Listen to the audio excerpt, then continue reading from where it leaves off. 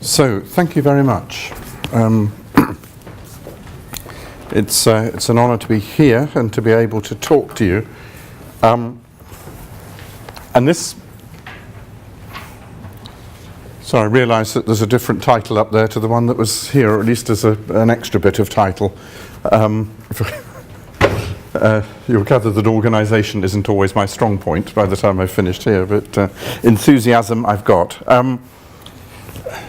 This project comes really from a fascination that I've long had with how expertise and knowledge and skills reside in all of us, and that as a lifetime academic I've sort of once rather been sort of pushed into the idea that different skills and different knowledges lie with different people, and somehow through processes that we call research and all sorts, that some people do things to others that lead to bodies of knowledge and all sorts. And from the start of the Connected Communities program, I think this for me and the group I work with has been an opportunity to perhaps look at that and to reimagine how research, well, not reimagine how research is done in a sense, but perhaps to be a bit more imaginative about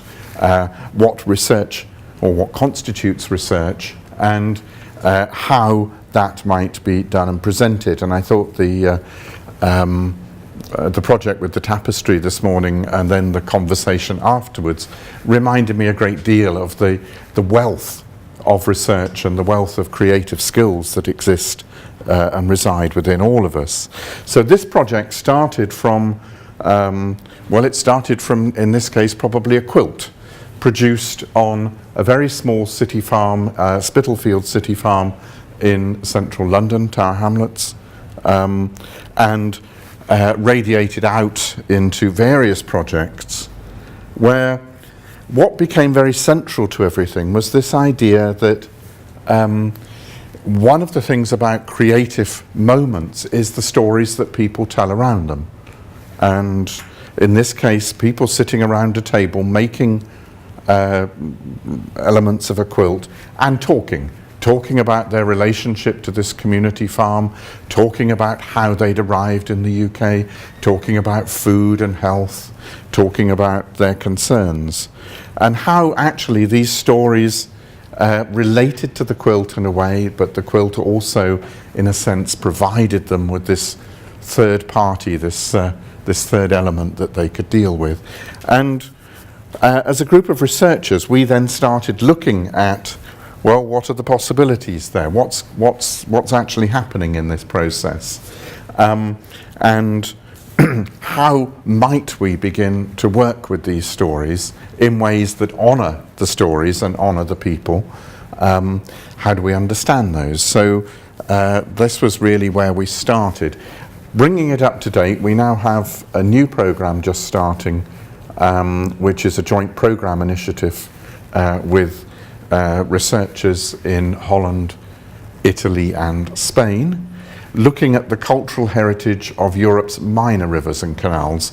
I'm not going to deal with that a great sense, but it was just a very interesting thing in the idea that if you speak about the River Thames or the River Trent or something like that, everybody knows things about them, or has got some image of them. But if you look at the minor waterways, the ditches and all sorts of things, then they only get into the headlines every time they flood.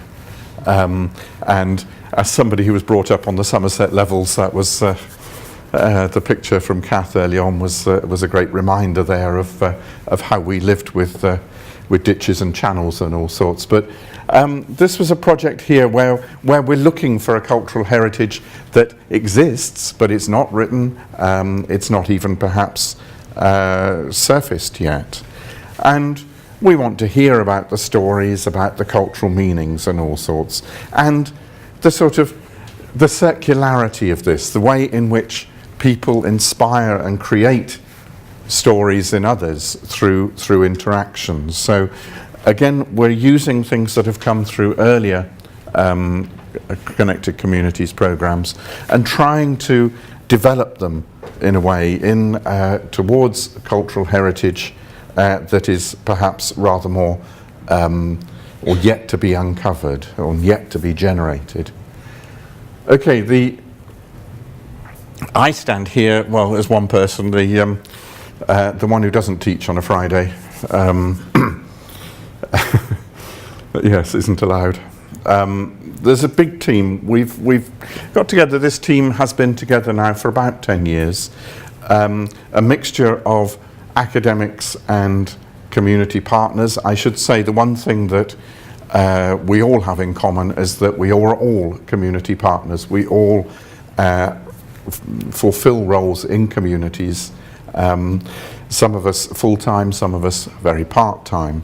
I should say here that Paul Gilchrist, there from the University of Brighton, our historical geographer, has been very involved in this project. Claire Holmes and Amelia Lee from Manchester, and Niamh Moore was from Manchester, now from Edinburgh. So it's a team effort.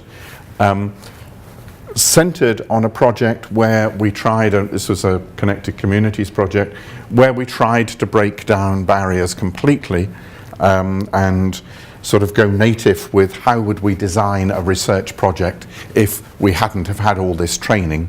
And those, for some of us who'd been trained perhaps through the formal processes of doctorates and what have you, others who'd come through ICA UK facilitation training and all sorts. So we're all sitting there as experts, we're all sitting there as very used to facilitating groups, to finding things out, to making applications for grants. Amelia Lee, easily the most successful of us in terms of getting grants and all sorts. So the idea there was that we took everything that we already had and we tried to build from it. I mean, for a bit of background there, my community engagement is through farming.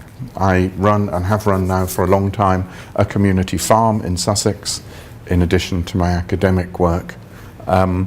So I came from a farming background, but the skills that I brought into that have been mainly around facilitation and increasingly about employment law and all the other things that go with running communities over a longer term.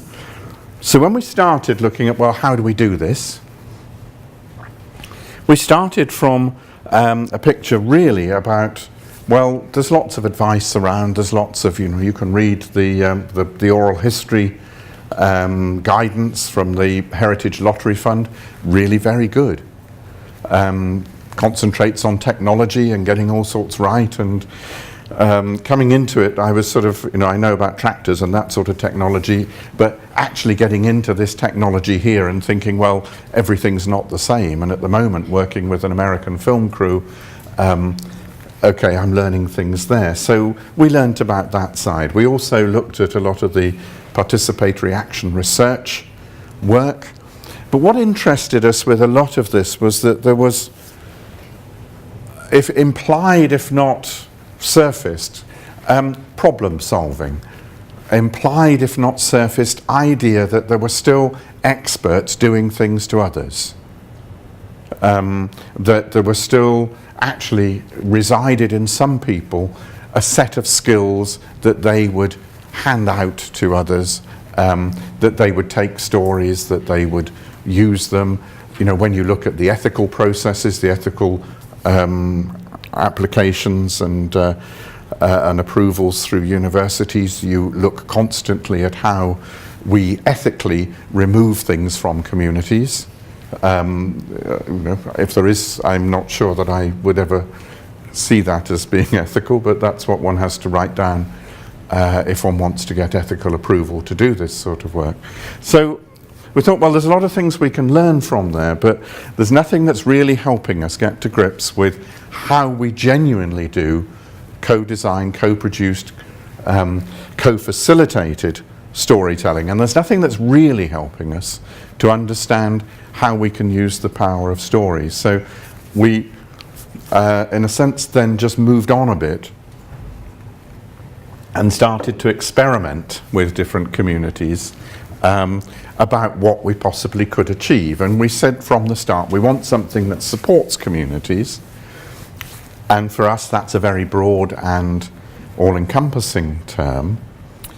And we want those storytelling to be understood as research practice, however one understands research practice, but that the storytelling was the practice, perhaps in the way of some of the craft that we've heard of this morning. And we wanted to look really at the idea of communities not as this static or end state or this sort of idealized thing, but as messy and dynamic and networked and contingent and all these things. So we didn't want really to try and place any values on what was good, bad or indifferent, or whether, what were the qualifying rules, that community is what it is today and it probably will be something different tomorrow. So we wanted also then to look at, well, what's the ethics around that? What do we understand? What do we all understand as ethics? And we wanted to produce things that were important to communities and stories that helped create change within and for those communities. And what we came up with is this thing here, which very helpfully you can't read, but then that's not the point of this talk. It's available elsewhere.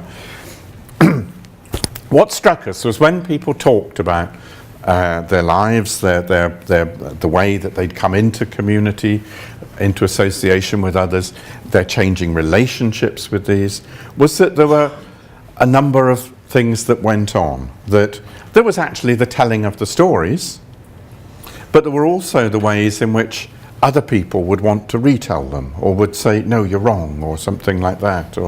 And then there'd be questions about, well, who isn't here? Who hasn't been asked?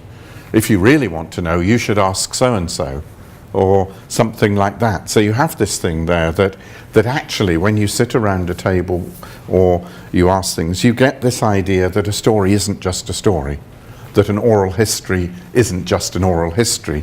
It has a beginning, which usually is opaque or missing, and it has a future well beyond anything that the researcher might do. And when you go back to look at how oral histories are done, the front end isn't really considered, and the afterwards is covered by an ethical thing in the sense of how are you going to represent the storyteller, what's anonymity goes into it, how can you reuse those things. It's something that's removed largely from those communities. So we came up with this idea of this. It started as being completely circular, but probably because it wouldn't fit on an A4 page, it became a bit sort of skewed and things. But the idea there of a spiral, that stories spiral. They don't really have starts and ends. They have things that each one of us comes into something at a particular moment, and it starts from there. So it could be situating. It could be, well, what was the origin of this? But more probably, it's either in telling a story or it's in retelling somebody else's story or something like that. So it was this idea that there is this spiral process that we go through. And if we're looking at this, then if we do start from the beginning, the situating of stories. Why is a story being told? What do we want stories to told? Who's telling them? Who's the we? Who's been made invisible or visible? I remember, George, one of the first Connected Communities festivals at the TUC in London, with a question being asked by a community member about who wasn't there. And this whole thing around this about who isn't in the room, who didn't get asked. What stories have already been told about this group? So we have this idea that stories actually need situating. But it's something that in most research practice we're perhaps not so good at. Then the generating stories, the sorts of things that that we perhaps are best, and certainly are best covered by oral history manuals. What methods are being used to elicit? How are stories being told? What kinds of stories are being elicited? What are the rules, the barriers, the boundaries that are put around them? Those sorts of things. And then, how are stories brought together from materials? How to other materials come into that? How does the format of materials relate to the story? Who's involved? How do you mediate? Who has the power to do that? And then the remediation. How do stories act on the world? What happens to the stories when they've finished? What work does the group do? So we have this idea that the story isn't just a story, and when we talk about the heritage of community, we talk about something that is made and remade constantly. Just a little thing here, there's a very interesting thing. We tried this out early on with the community that I'm involved with, our community farms, which have been going for about 25 years now. And we asked people through various ways to generate and situate stories. And what emerged were two quite interesting narratives. A narrative from people who'd put money in originally, who'd wanted these things to start, who said, it's wonderful, it's really successful, we actually can stand away. And in fact, a lot of us have gone. And you'd got the farmers who'd come saying, it's tragedy, people have moved away. The strength of community that was there is no longer there. We're now on our own. And what came from this was a sort of and it's still going on, an idea there that that this sharing needs to happen perhaps at a deeper level and a more thoroughgoing way than has been the case previously.